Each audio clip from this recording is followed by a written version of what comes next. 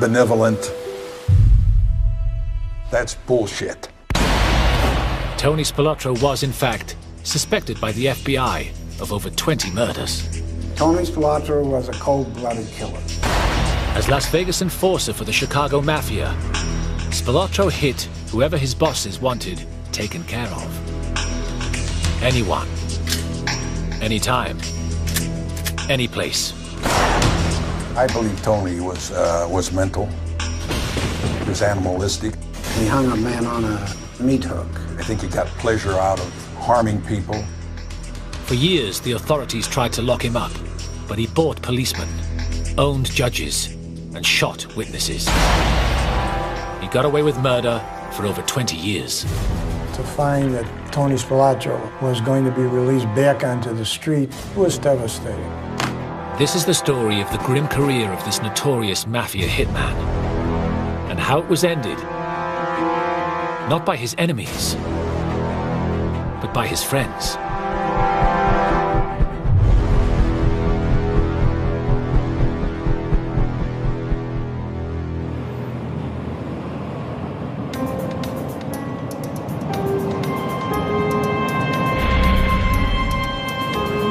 On the 15th of May, 1962, in Chicago, 2 men and a woman were found shot dead in a car. Gangsters killing gangsters was common enough in the Windy City.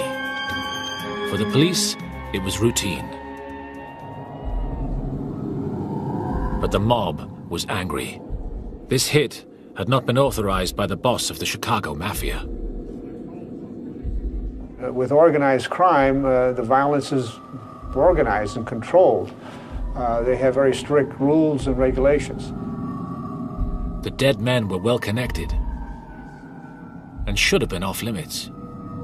A soldier has a beef or an argument with someone, he can't take it upon himself to punish that individual without getting approval from his bosses. Someone had broken the rules, and now they must be hunted down. For this job, the Chicago Mafia bosses turned to a young hoodlum. Although he stood just 5'5", his reputation for extreme violence was huge. 25-year-old Tony Spilotro. His first task? Find out who had done it. He learned that the 2 dead gangsters had beaten up a young mob associate, Billy McCarthy, at a bar.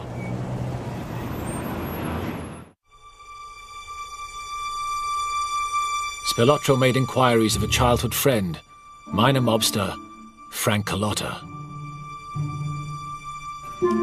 Carlotta revealed that he'd supplied the guns for the unauthorized killing, but said he wasn't at the scene. Spilotro only agreed to spare his friend's life if he told him who had pulled the trigger. The name Carlotta gave was Billy McCarthy.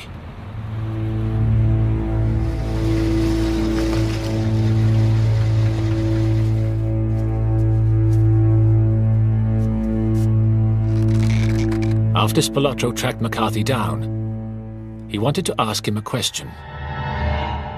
Did he have an accomplice? McCarthy wouldn't talk.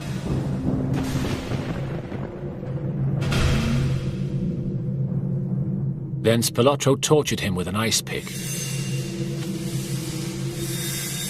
Still no name. Next, Spilotro put McCarthy's head in a vice. He tightened it. The pressure forced one of McCarthy's eyeballs out of its socket. Only then did Billy McCarthy name Jimmy Miraglia.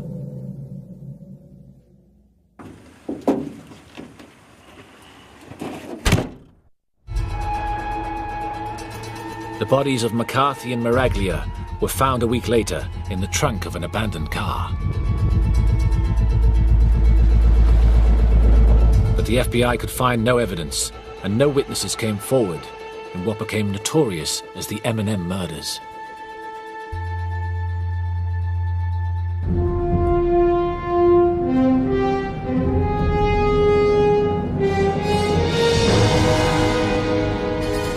It seemed Spilotro had got away with it. Little did he think that his old friend Frank Carlotta would one day bring him down.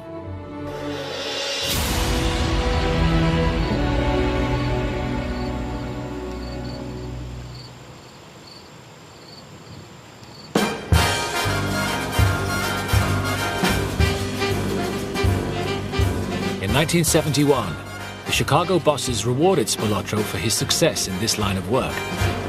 They sent their enforcer to Las Vegas. The desert town known as Sin City was in full swing. This little town out in the desert was making tons of money for the mob. For 25 years, America's gangsters had poured millions of dollars into building the lavish casino hotels that lined the Las Vegas Strip. Las Vegas was a cash cow for Chicago and for some other cities, but especially for Chicago. But the mob weren't interested in a good floor show. They were in it for one thing. The only thing. Money.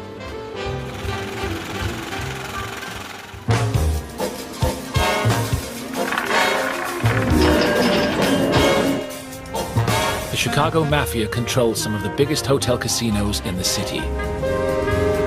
But gambling profits didn't satisfy their greed.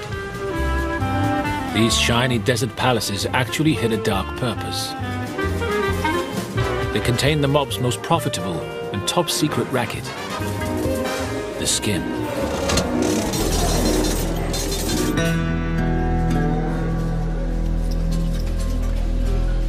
Cash received at a casino should be taken to a secure counting room, and the amounts entered into the accounts.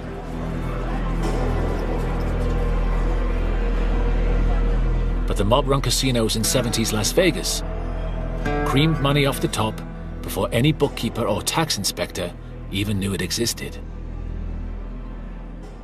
It was nice. You sit in Chicago, have nothing to do with Las Vegas, and somebody brings you a bag with $50,000 in it every month or so. It was nice. The Chicago bosses decided that Spilotro, with his tough guy reputation, was just what they needed to protect the skim.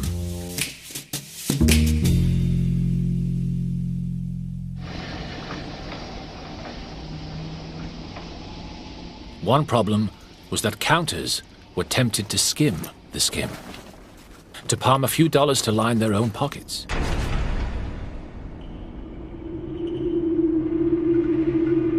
This temptation would be curbed by Tony Spilotro's talent for violence. He sort of went at it as though he were running a dive in Chicago, with the blackjacks and the guns and all that sort of thing, and physical violence. The mob also feared that staff might blab about what they saw in the counting room. But Tony Spilotro's murderous reputation guaranteed their silence. Tony Spilotro, when he got to Las Vegas, found out there was no other family in here operating a street crime organization. So he had a wide open city. He could do whatever he wanted.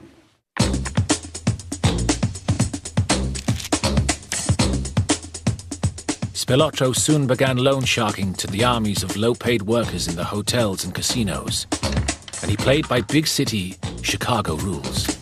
Chicago had a reputation, even among the loan sharks. In Chicago, miss one payment, baseball bat. Miss two payments, a bullet. They were known for that everywhere. Spilotro also started a street robbery gang to pick pockets, mug tourists, and even burgle houses. Muggings and robberies became a fact of life in Las Vegas.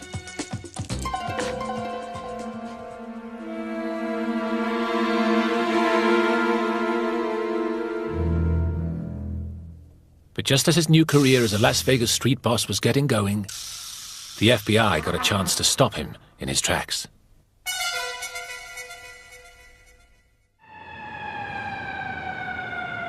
In April 1973, Spilotro found himself back in Chicago under investigation for murder. Instead of a life of luxury on the Las Vegas Strip, Spilotro was facing life in jail. He had to find a way out.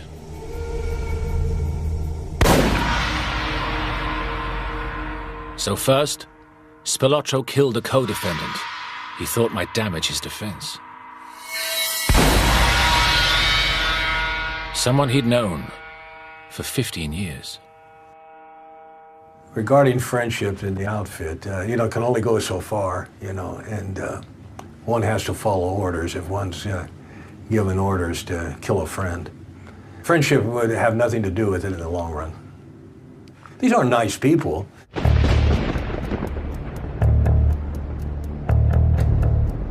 But when on May the 30th, 1973, the murder trial began, another old friend, Chucky Grimaldi, gave evidence against him. The prosecuting attorney, James R. Meltrigger, clearly remembers Spilotro. Spilotro's demeanor in the courtroom was very businesslike, professional, didn't show emotion, very well dressed, and presented a quiet image if you didn't know better. Even when Grimaldi's eyewitness testimony shocked the jurors, Spilotro was unmoved.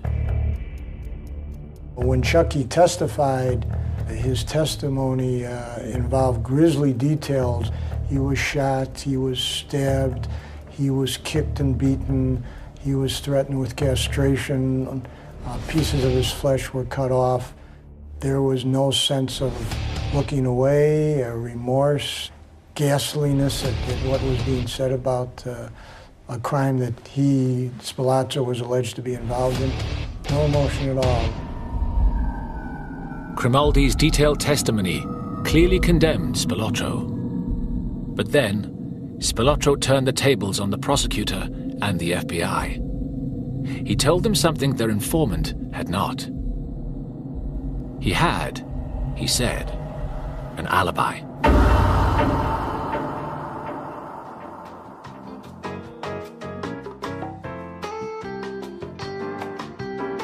Spilotro's brother, John, testified in court that they were together shopping in a furniture store at the time of the murder.